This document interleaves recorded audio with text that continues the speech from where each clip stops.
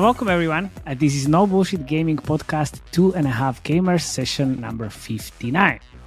We are sharing actionable insights, dropping knowledge from our day-to-day user acquisition, game design, and other monetization jobs. Definitely not discussing the latest industry news, but we are having so much fun. Let's not forget, this is 4 a.m. conference discussion vibe, so let's not take it too seriously. Today we have Felix Braberg, no Philips, Felix, there's Jakub Reviar, and myself, Matej Lančarič. So, what's up, guys? All good? Yeah. Oh, good. Yeah. Finally Feeling had prepared? time to play Hogwarts Legacy, at least to some point. Jesus Christ.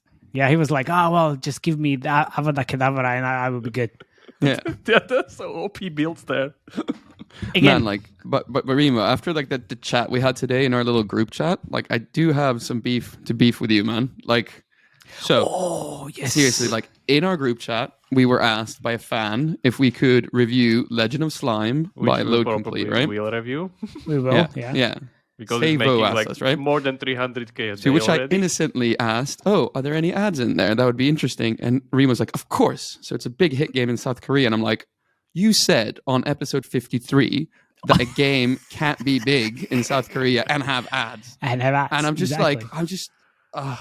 you said it in minute 10:54, and you're like, if you're big in South Korea, you can't have ads. And I'm just saying, this highlights the most interesting issue, which I have to deal with all the time.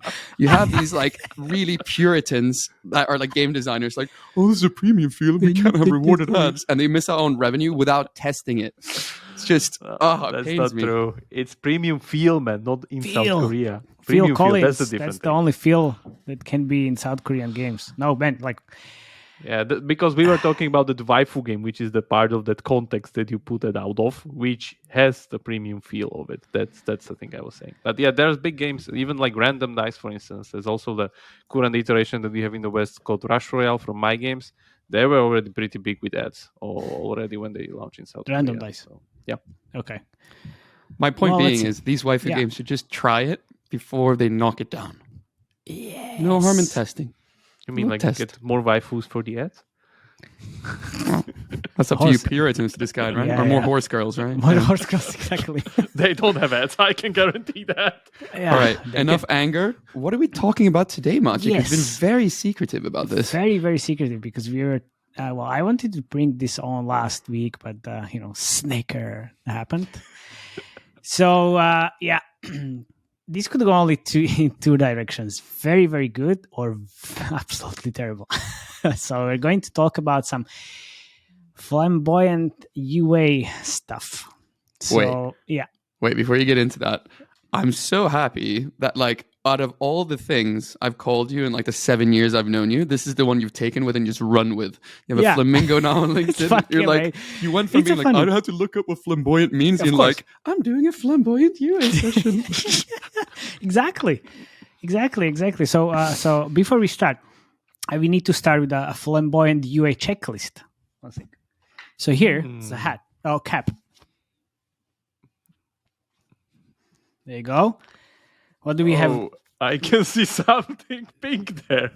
Yeah, of course. We have a scarf as well. Have glasses.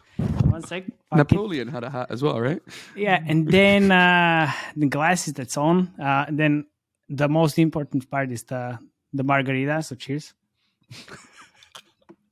And then we need the flamingo. So we can start actually. Oh fuck, this is terrible. The scarf is killing me. Okay, fuck it. I can actually have this. Okay, so you didn't ask where the fuck is the flamingo, so let me actually share this. Let me share this. It's right here. What am I watching and what are we doing? Yeah, so I'm gonna put this on the screen while I'm talking about the UA. It's 30-minute flamingos in water, so it's gonna be there.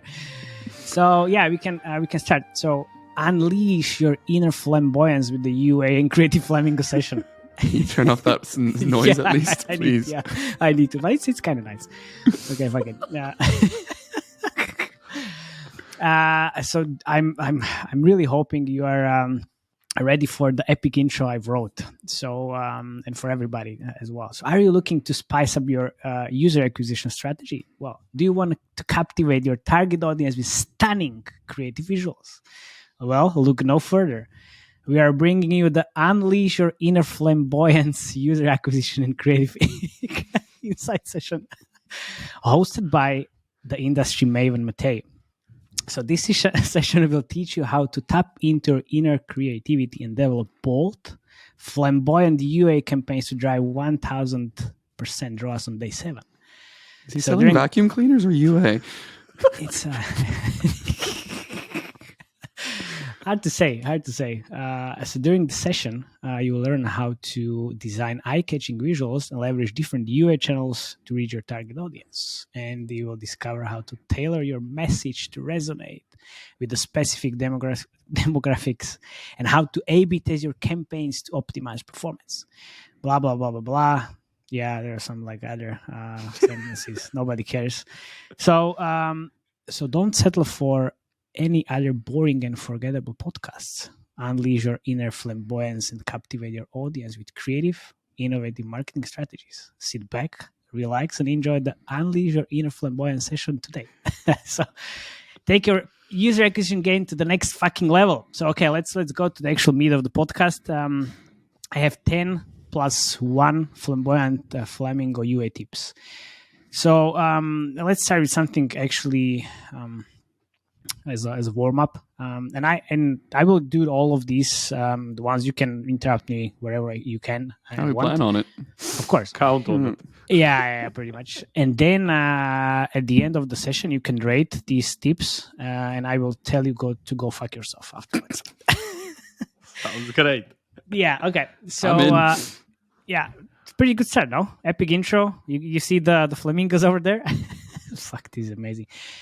So I'll put it on the screen because that visual design is kind of working well. So let's start with like how to do a proper UA and creative review. I know we touched upon it before, but this is what I do always when I start working with a company, with the game, or when companies approach me to actually do a review. So there's a channel performance, creative history, and data setup.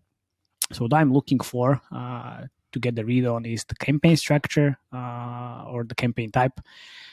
If the companies or games are running the automated campaigns or manual campaigns, or what kind of optimizations are they running, if they're running app event optimized campaigns or value optimized campaigns, or just mobile app install campaigns for ad monetized games as well, because on the latest week Felix was mentioned that nobody cares about downloads instead except Felix. Admon people do. Exactly, admon people do.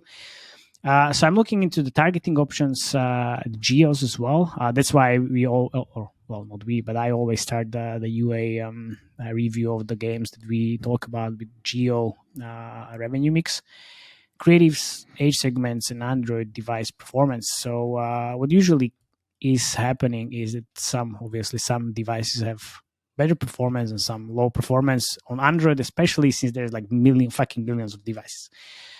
And thanks to the fact that OS 12 on Android now runs only on 6 GB of RAM, that can help you improve the performance quite easily, because then you kind of exclude all of the low-end devices right away with just one toggle. Then looking into the creative history, like what worked, what didn't, try to know like why. Usually the why something works or something doesn't work, it's not that clear. But I usually also look into the types of creatives, and then most importantly, what's the like cadence of the creative refresh, if it's weekly, bi-weekly, monthly, or never. That also happens from time to time. Never, yeah, people or companies come to me like, yeah, well, we might have a problem because we have high CPIs. Okay, so how often do you change creatives? Well, once in 6 months. Like, yeah, okay, that's very good idea. By the way, one question Yeah. from non-UA person. Isn't this like every company problem that they have high CPI? I mean, It is, but that can be a problem because of multiple reasons. Because of creatives, because of channel mix, because of geo mix, because of wrong setup on the campaign. But how do you know, like, if you start within like this review that the CPI is high? It's CPI high because of the genre, because of the spend, because of like what tells you that it's actually high? Because my guess is like everybody eventually hits the ceiling. So what tells you that this is high CPI or this can be improved through creatives? Yeah, because I have also like benchmarks from the companies and games I work with, and I see, and I still work on the like multiple games. So when I look into CPIs, and I always look how long the campaigns are running, because usually the CPI at the beginning of the campaign is lower than after like 2 or 3 weeks. Mm-hmm. So I'm looking into that delta between the start and maybe the end. That's really important factor, because then that tells you also if the game is niche or kind of broad appealing. Because if it's niche, your CPI increase quite heavily in a few days. Mm-hmm. And it's like, because your potential reach is very small, so you need to really juggle with the creative refresh as well.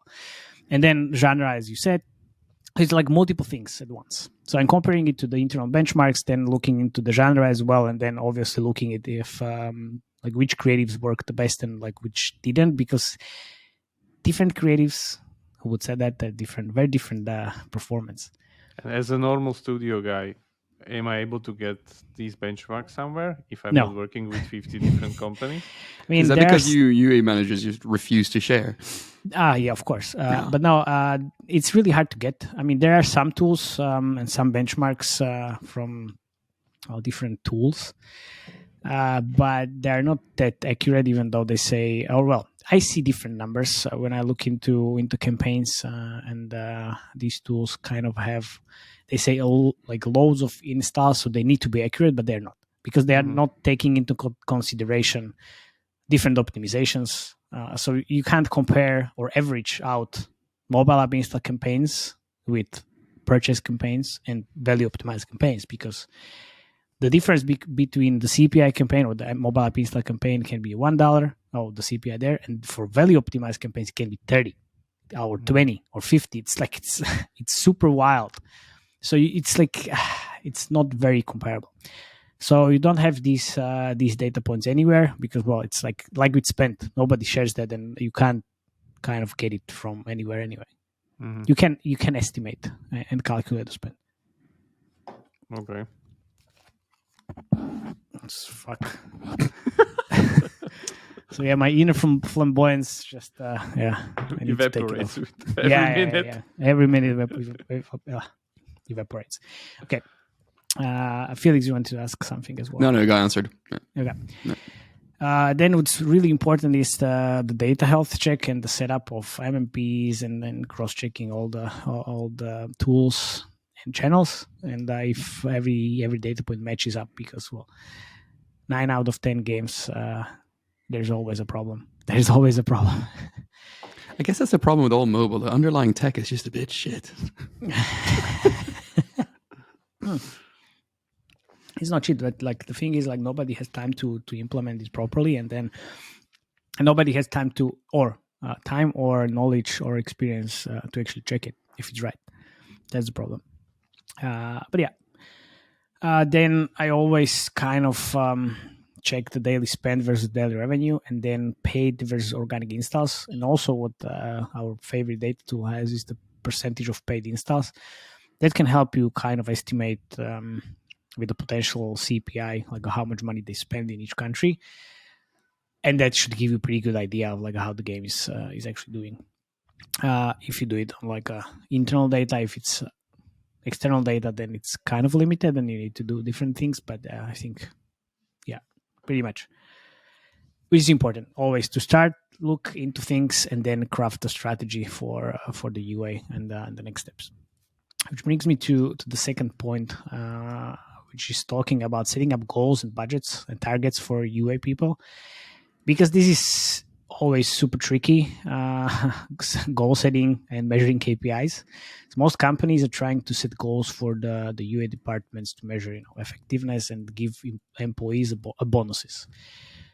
But again, not only the goal setting is problem or tricky, it's also budgeting. There's also usually a problem because product teams look at the UA team and ask like, "Hey, give me some budget predictions," and then UA team looks at the product and is like, "Hey, okay, give me some product roadmap," so I can actually estimate the budget based on that. And some companies even ask UA managers to come up with the global launch plan and the budget in the pre-soft launch period. Like, how the fuck I'm supposed to create a plan with the budgets when So I you don't know make the up KPIs? numbers, right? Like, Yeah, I need a know, million. yeah. How Like do you that- estimate the budget on product roadmap? So I can not estimate the whole budget, but at least I can know like when there is a new feature coming in, then I want to spend more. So you divide the budget. Not divide the budget, but additionally, I can add more budget in those months when some new feature is coming live. Okay. Because then I kind of expect that the game will have better performance after the new feature is out. Which can go very wrong, of course. Which can go very wrong. But you know, at least it's gonna be on the paper, and usually people like strategies on paper and presentations. And then when it's the same thing with the global launch. So you have the global launch plan, and then everything goes to shit anyway. So you need to have plan B, C, D, and E. But you know, plan A is always on the paper, and then everybody's happy. So yeah, but then if you ask UA managers across the globe, like what's the goal they optimized against, it's always day 7 ROAS for some reason. That's the most frequent answer, which is double-edged. Super soon. It's so the thing is like day 7 cohorts are matured enough, so you could say with decent confidence that this particular cohort is good or not. Day 1 and day 3 metrics are in most cases too early to tell. Because, you know, like everything can happen in one day, it kind of fluctuates. So that's the thing. But then, yes, it's very, very weird because some channels, or well, all of the channels can have very different LTV curves, which means day 7 on Facebook can be 20%, but then reaching 100% in day 60.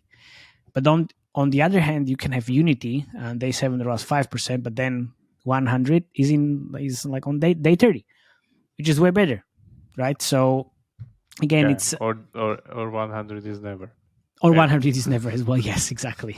Exactly. So it's, you know, if you're looking into say do UA at scale, you should never make a decision based on like one metric, but try to understand like, you know, the whole your game and what kind of different activities influence the whole user acquisition performance. So, okay, so what exactly you should do then? Well, I have no idea. Do whatever the fuck you want, but it's like getting a straight answer from a UA manager. Always when you ask him a question, there's like, it depends. How are you feeling? Depends. Oh, depends. Depends. Yeah, depends. No, but I can tell you like what I usually do. So I create day 1, day 3, day 7 ROAS benchmarks for each platform and UA channel. Obviously, iOS is really hard these days, but at least, you know, you can have some benchmarks, which leads to 100% ROAS on your, you know, desired payback period. So if it's day 90, 180 or whatever, then you know, measure and evaluate performance against these 3 benchmarks. Because, you know, I can see if I hit day 1 10% on Facebook, and I hit then day 3 25%, then day 7 on day, I don't know, 50%, then I have 100% in the 30 days. So if I, you know, move the budget up and down and hit this day 1 benchmark, it's good.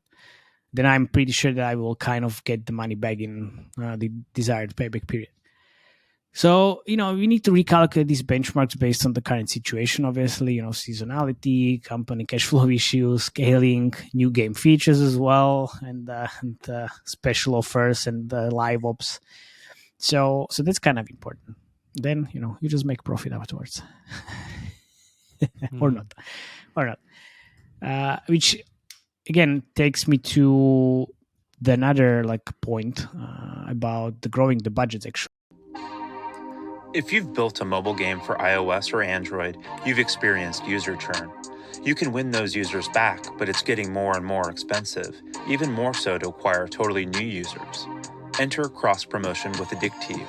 By identifying your users likely to churn early, you can showcase another game in your portfolio before they leave forever, transforming a lost user into a new user, increasing your revenues.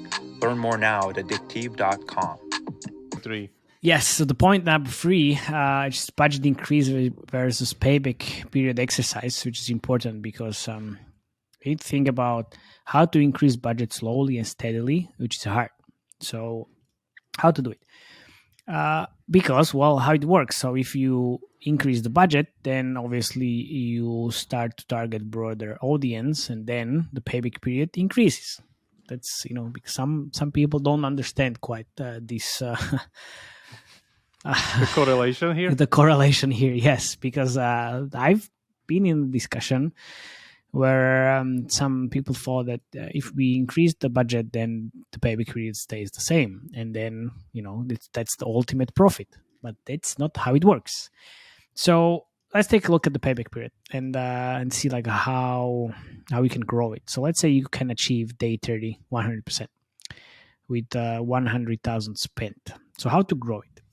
You always look at the retention profile and look if you're retaining players after day 30. You are perfect. Are you retaining players after day 60? Amazing. Day 90? Yes. Okay, perfect. But after day 90, it starts to be very close to zero. So, if you kind of start to optimize for 120 days payback period, then you might not see the money coming back anytime soon, which equals never, I guess. And that's very, very interesting point and a very important point as well. So how to start increasing budgets from that 100K to 150? Yeah, it's fine. Let me throw one wrench here. Yeah. What happens if I'm looking only on the retention of my pairs, which is bigger and stretches towards that 120 goal? Yeah, but you don't always, you don't only acquire pairs. Of course, I'm just, throwing a wrench here. Maven Matej doesn't only acquire payers. Yeah, unfortunately, no, that's not how it works. Unfortunately. Usually like 40 to 70% of the users, I deal with watch my product. So, that's good. Yeah. Watch ads afterwards, which again is also a good point to mention, because then if you're optimizing for ad revenue, it's not going to be 90 days, but it's going to be short period of time, like day 30, I guess, tops. Because what happens after players watch 6 ads, or what was the decay? The biggest decay is after like 5 ad watches. Okay. But usually you say like in America, if you have roughly around 7 like imp down and rewarded with an ad viewer rate of 70%, you'll add on usually a player LTV after day 14 of between $80 to $1.20, maybe, if you're lucky. Okay. Yeah. Okay, but yeah, what I wanted to say is to just increasing the budget on a monthly basis by 20 to 30% on top of what you have after the, there's still players playing the game. So until day 90. After day 90, I guess you hit the ceiling. Also, very important thing is to be looking at the net figures and not gross, because that can fuck you up quite heavily. Has that happened a lot? And that's happening a lot. So please calculate the net figures, because that can destroy your whole equation. Then what's really important is campaign structure consolidation and then optimization, because I often see a lot of campaigns with a small spend across multiple channels when I do these reviews that I mentioned in the first tip. And I understand why teams end up in this situation. That can happen, but it's very far from ideal, because then you make frequently many changes, not giving the campaigns enough time and space to actually exit the learning phase. So what you should do, easy, just consolidate campaigns, fewer campaigns, higher budgets to allow leaving the learning phase quickly. And no, this wasn't suggested by any of your Facebook or Google representative. It was suggested by me. No Facebook or Google reps. But to be honest, just stop running geo-specific campaigns. It's not 2014 anymore. Group the countries into buckets, into tiers, and put decent budget behind it. So, for example, very like simple structure that I run from the beginning is US as a standalone, which is the only country can handle quite a lot of money or budget per day, and then rest of the world. Fuck it. If you want to go, Sounds like Admon. Yeah. yeah, then you go kind of step by step and looking into the campaign, country performance, and then from the rest of the world create a tier 1 bucket. Then if you go again a little bit wild, you can create the tier 2 bucket as well. And then again, like next to the US and the rest of the world and tier 1. So tiers always, look at the LTV and ROAS numbers for the, let's say, last 90 days, and then make your own tiers based on your own data. If you don't have the data, let me know. I can give you some inspiration. And then the most important tip of all, I mentioned it a million times before. Can you guess which one is it? Make fake ads. No. No. Close. That was close. Make a margarita. Sure. You should always have a margarita. But UA diversification, for God's sakes. Come on. Like, you need to You have run too many catchphrases at this point. Flamingo. I know. Yeah, It's just too many. ASMR, yeah. So I was thinking about ASMR or UA diversification, but I talked about ASMR all the time in the last year. So now UA diversification is the the key phrase of this year and last year as well. Come on, like you need to run multiple accounts, multiple UA channels at this point. Not only Facebook, not even Facebook anymore. I was just on the call with one guy, and he said that Facebook is giving them a hard time. They run a lot of ad networks and Google, which is something I see as well. So now it looks like Google is one of the most important parts of the UA channel mix. Uploving as well, Unity, TikTok as well. Facebook, sure, it's the part of the job as well, but it's not the biggest share of the impressions anymore. So think about it. And even if you run a soft launch game or game in the soft launch, you need to have multiple data points. So then have at least 2 or 3 UA channels in the mix. You can diversify not only on the UA channel level, but also go a little bit deeper based on the monetization strategy of your game. You can do purchase campaigns, even optimized campaigns for engagement events.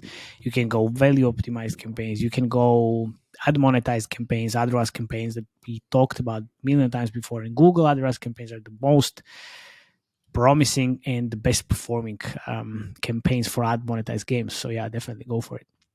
And then I'm not going to spend more time on the UA diversification because I already talked about it a million times. Every day. Yeah, I know. Every day you're diversifying. Then the most important part on the creative side, because I wanted to divide this into UA specific things and then creatives as well. So I'm going to show you some creatives afterwards. So let's start with the most fun one. The creatives are made for players, not art directors. So, that's something very controversial. These creatives aren't up to our standard. And Matej, you disagree with that statement a lot, right? Yeah. I know. Doesn't follow our brand guidelines. Oh, well, brand guidelines, sure. No, that's fine. But usually when you have a chain of people looking on or like approving the creatives, and then everybody's happy with everything, and usually then there's the art director that says, "Oh well, this looks like shit. We can't put this live." Usually, the worst looking creatives are the best performers. Who would guess? Are you saying users have bad taste? Is that what you're saying? Maybe Matej? No, but like if something looks terrible, it doesn't need. It kind of looks very native, honestly. But then, okay. Jokes aside, is even if your art directors won't agree, just run it as an A/B test, then show data. If the data says that this whatever creative concepts nobody likes is actually performing well, yeah, you should definitely go for it. If if you like to get your money back. There is so much controversy on the creatives as well. We just used one ASMR creative, which was performing absolutely great and amazing, outperformed everything. But then players started to complain that this feature is not in the game yet. It's coming actually into the game, but it should be there in like 2 or 3 months. So they started complaining. So we actually had to take it out. And then, yeah, that's the sad part. What can you do in that moment? Well, not that much. Not lie to the users in the first place, or is that a bit too idealistic of me? What do you mean, like lie to the users? It's in the pipeline. It's gonna be there. What are you talking about? Do you know how much like politicians would get before the elections when they promise the roadmaps? Yeah, there you go. That is a good point, actually. I think it's like They are the OGs of fake ads. Okay. That's very true, man. I even have presidents later down the road, so I can show them.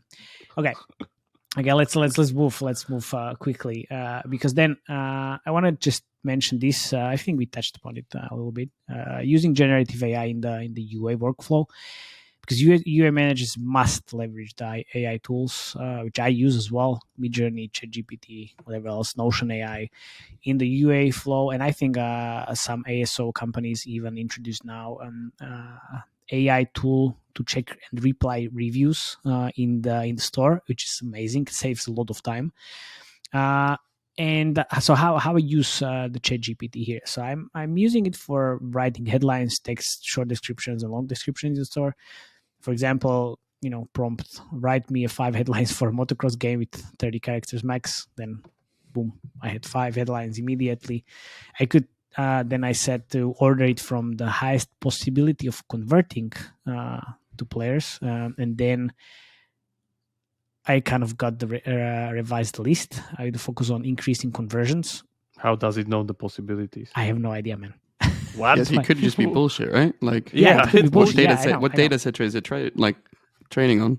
You can force it to say 2 + 2 is 5. I know. Not wrong. So Okay. It's not wrong. So yeah. So you need to be very careful. I wanted to say this, and you need to go, play around with the prompts and always have a logic check or whatever, because it can give me a lot of bullshits. But you can A/B test and see if it's actually right or wrong. Then kind of I use it for getting player motivations for different genres. So, for example, I had this game in a soft launch, and we just wanted to test different creatives, concepts to find the sweet spot of like what kind of works the best. And usually we sit down with the team and then talk about what kind of player motivations are for different games. But then I just asked the ChatGPT. So so I got 5 or 6. So, the competitive spirit, challenge, relaxation, social interactions, and aesthetic appeal. I think this was for match-free game. So tell me if this is right or wrong. And it feels kind of okay. Collecting, customizing different power-ups and customizing game avatars, whatever. So it can be a little bit, misleading. But these are just a few examples to get some ideas, and then you should just sit down with the team on the UA product and creative side to try to understand like what exactly are the motivations in the brainstorming session. Which always should be the case, but this can give you at least some initial information and ideas and inspiration. And talking about inspiration, where to get the inspiration for creatives, which is the 0.9 already. So we're kind of getting close to the end. So we're looking for. No, I know. But where would you get the inspiration, guys, for creatives? I would steal them from competitors. Yeah, exactly. What else? Make fake gameplay. Instead, but how would you create that gameplay, like fake gameplay? Where would you get the inspiration from? Look at the competitors. Look at competitors. Yeah. No shit, Sherlock. But yeah, of course, that's the first point in this list. When we go deeper, it's yes, competitors. Obviously, that's the best thing to start. But don't copy their ads like one-to-one. Use them as an inspiration and try to add like +1 kind of iteration to the concept. Copy hyper casual.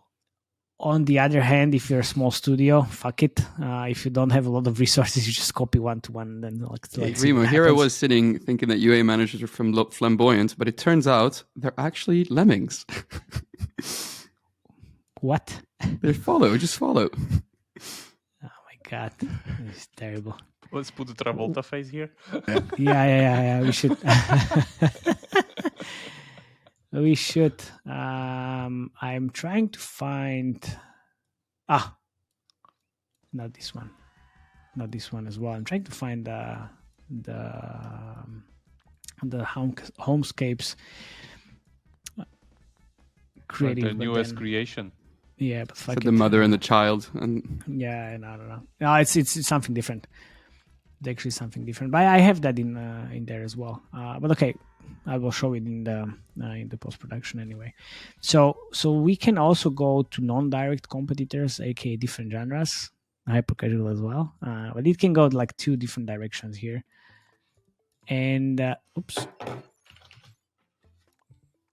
it can be your target audience interest overlap or affinity, and if you look into other genres that your players play, obviously. So let's see, match 3 versus merge, or shooters versus strategy, or any other insights you have, Mr. Jakub. I'm just thinking about this, that we let's say we master all of this, that what you said in last 10 minutes or 5 minutes, and we squeeze the CPI. But don't we squeeze the retention with it also, because the expectations of that group is coming from that creative, which is kind of shitty. And in the end, now much lower retention players are entering our product. So that's the thing. Yes, these fake ads or different types of creatives have lower retention, which is not tied to the gameplay. But if you run purchase optimized campaigns, you don't care about retention that much. Because it's you're getting payers, and that's going back to your like payer retention point before. Purchase optimized campaigns with those fake ads. Yes, that's like the best combination, because if you run mobile app install campaigns with fake ads, you will get the low CPI but also super low retention. It's just gonna be like, fuck, this is not going to work. But if you use those fake ads in the purchase or value optimized campaigns, which usually have, like I said, like 20 or 30 or $50 CPI, the worst case scenario, you can decrease from 50 to maybe 20 or maybe to 10 with these fake ads and still get those super high valuable players in. And then, and then why is this not done by pretty much everyone? Because of the brand guidelines as well. Not everybody can afford using this. Like, you remember we talked about Century Games? They don't give a fuck. They don't give a fuck about anything. They use fake ads. They use different mini games in the game. They use the idle game as an onboarding for their Forex game. So they don't, they don't give a fuck. But other gaming companies, they do. Just like Ruby Games before they got bought by Rovio. Like, they didn't care. And then after they got bought, it's like, whoa, that's very tidy, these new ads. But that's how it works. But still doesn't get around me. Why would you sacrifice like that much company revenue for brand guidelines? Is it that important? Because it doesn't go to the founders, the decision making. It ends up in the fucking art director. That's the fucking point. Because they say, oh, well, we can't do this. Like, yes, but, if you don't do that, you don't make money. But then if you ask the founder, like, yeah, come on, man. we want money. We want to pay your salary as well. So, like, why wouldn't we do that? But it's, of course, like, you need to find the sweet spot. And this might be very controversial, what I'm just saying. So yeah, I didn't say that. Machi said that. Yeah, of course. That's fine. Okay. That's fine. Where you get the inspiration, I can continue. You can get the YouTube trends versus TikTok trends. All these ASMR eating, saving the dog, chest opening, dancing, and whatever else. But memes and hype and AI shit. So we talked about AI shit before, and now This is fucking amazing. And I'm gonna share also one other thing. That doesn't even make any sense. I'm older Yeah, than for those you. looking at YouTube. Fuck this, I'm going mining. No, don't worry. Hey, I'm Obama, gonna you just put it joining? here. This retard is getting on my nerves. This one. Yeah, it's just loading. I'm almost in. I'm This playing on is Michelle's like laptop. By the the way, she best threw out my gaming fucking PC for thing playing ever too much invented. Rust. All right, I AI already voice found of some diamonds. Get shit free on losers. presidents of US Build a house or something. Don't just stop being playing such a Minecraft square. and talking Guys, shit how to do you each craft other. a sword I haven't played It's in amazing. ages? You're such a So we use this It's for one scary game. in How the are you end. so incompetent that yeah, you yeah. can't even craft the It's basic- scary very how scary. good it is. You literally It's have scary to how craft good it the is. I'm guide gonna to just the show it left here. field. We actually used this for one game. Shut the fuck up, Donald. You Which orange president's Saul voice did you Goodman use? looking ass, We used bald Donald monkey, Trump, fat donkey inbred, Obama, no bitch, and having sissy Biden. femboy looking ass That's so piss boy. scary. Step up to Big O again, and I will You issue a can't say high-precision drone it's, strike on the your difference. ass that will So remind you of the obviously war we got crimes banned on TikTok because they in thought Iraq. this is Stay mad. politic ads. We're just talking about one game. Maybe I'm gonna show that game in here as well. It was just hilarious. It worked so well on TikTok. Not so well. Worked well on TikTok for the purchase campaigns we were running in tier 1 countries. So the regular type of creatives were getting around $14 CPI. These 5. So I was like, yes, you want to do that. So I'm going to share. Is this sustainable? Isn't this like punishable by? But then again, like It is, yeah. Google and Facebook allow political ads, and I, as an ad bond manager, I have to block that on my end if I don't want political ads. So why don't you just run it on Google then? Yeah, exactly. So I ran it on Facebook and then Google as well. Just TikTok was a pain in the ass. And anyway, like this is kind of dangerous area. So yes, like you said, it's not Super sustainable. dangerous. But it's like, look, like all the hyper casual like shit is not sustainable as well. Hyper casual shit meaning the save the dog, putting in your game and jumping on one trend to another. It's not sustainable, of course. But if it's a trend, like why not to use it? Yeah, because it's important. So then, So essentially, you just like take competitor creatives, look what's trending on TikTok, and incorporate the TikTok trends with competitor creatives, and then you have a creative strategy. Well, that's one part of the creative strategy. But it's or very, you very literally good start. slap the game that's trending on TikTok into your funnel. Oh yeah, exactly. Like X Hero or something else. So we have then like 2 last points. Don't worry, I'm not going to bore you that much anymore. Which is the anatomy of well-performing creative, because it's not. It's very interesting because we already saw some of those creatives before. So we have the hook, the meat, and the call to action. So the hook is the first 4 seconds, 1 to 4 seconds of your ad, which is the most important part. Making the most of this time, just but captivating the audience with a powerful attention grabbing hook that draws them into the game and like keep watching. You need to ensure that the hook is actually related to the game, at least in some way, which kind of ensures the smooth transition into the creative. Then you remember this one? I have it here. Where is it? Oh no, it's here. It's here. So I have it here. I think you remember this one. Oh, this one, yeah, a guy cutting snow out And then on his bam, rooftop. it's frozen, like a live frozen person city. and then frozen city. Okay. I'm gonna show this anyway. So it's frozen city afterwards. This is great. They have these hooks almost in every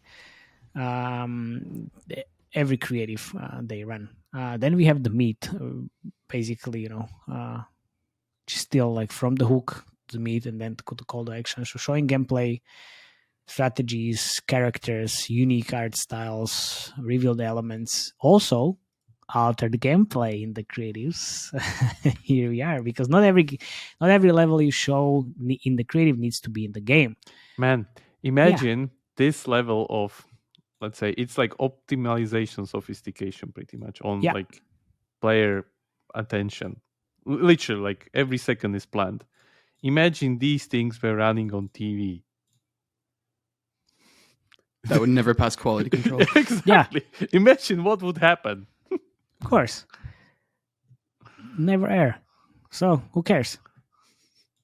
Who cares? You need to think about this. And here we have the rationale, like the most like spending creative in the last 30 or 90 days. Yeah, I saw that 2 times They're already. spending shit ton of money on this one. What's a shit ton? Like $1 million a day? Like how much? I have no idea. We calculated it in the Rush Royale episode, which was a long time ago, so I don't know. It was like a few millions a month, not a day. Because like you can't spend 1 million a day if you make 5 millions a month.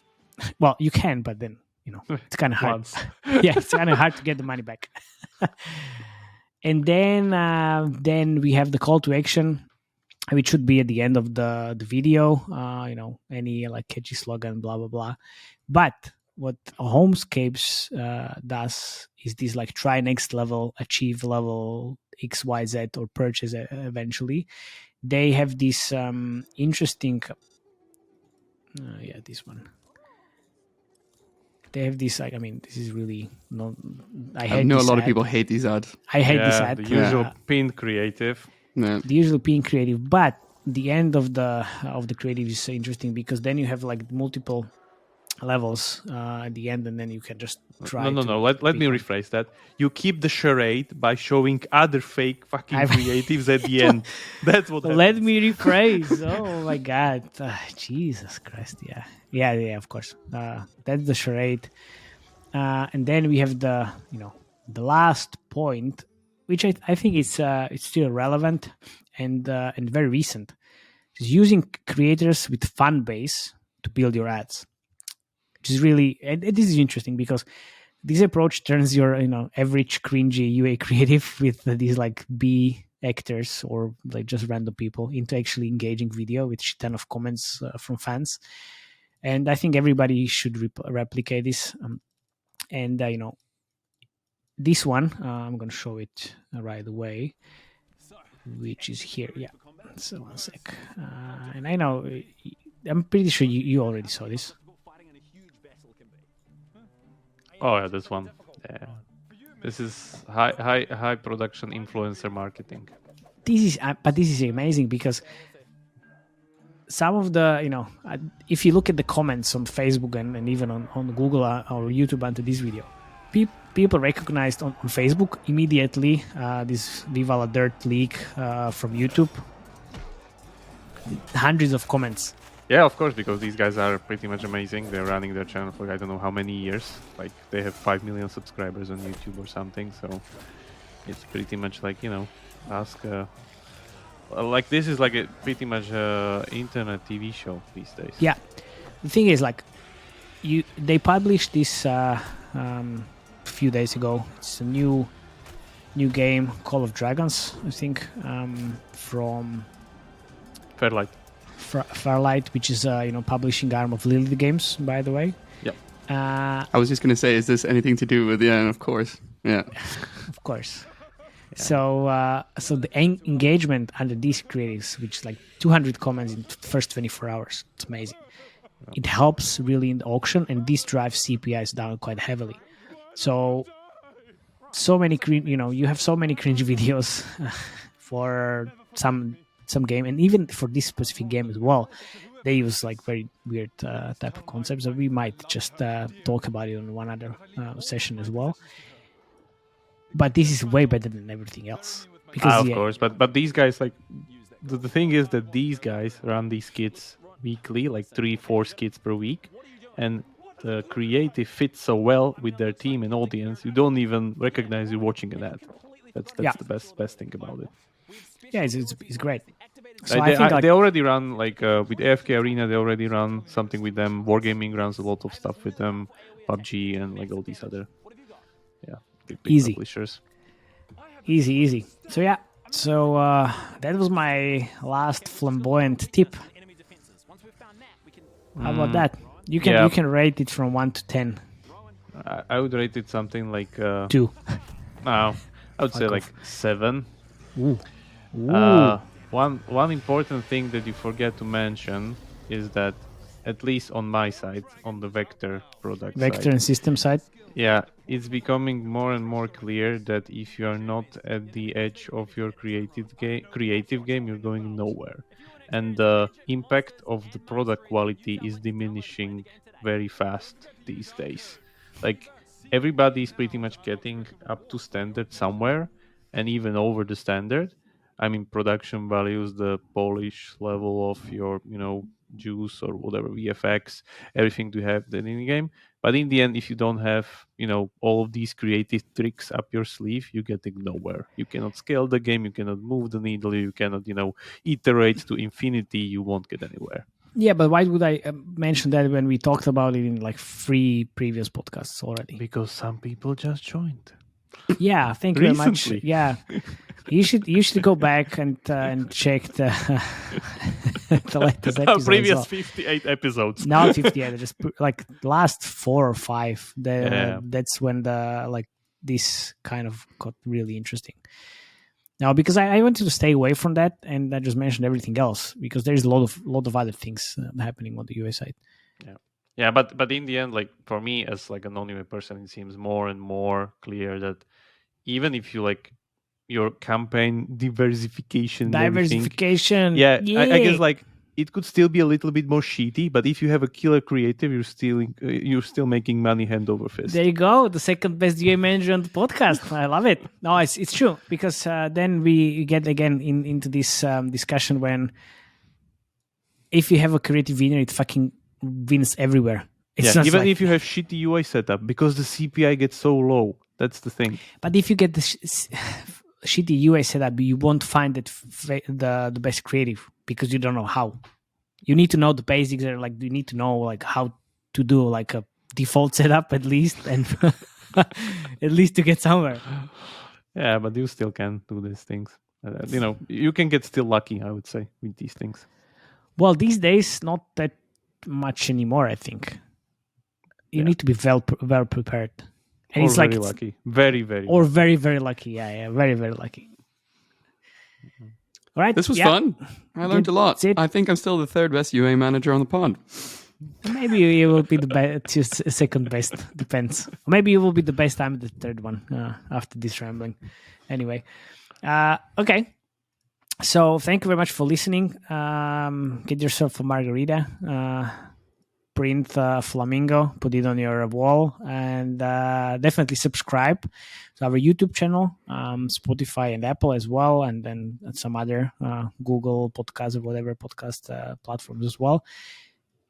Thank you. And for those that enjoy reading our wall of text, there was this really, really big article we put together. So if you like the previous episode, feel free to look it up. Feel free to look at it. I will post it in the show notes. Feel free to look it up. Look it up in the show notes. Yeah, look it up in the show notes.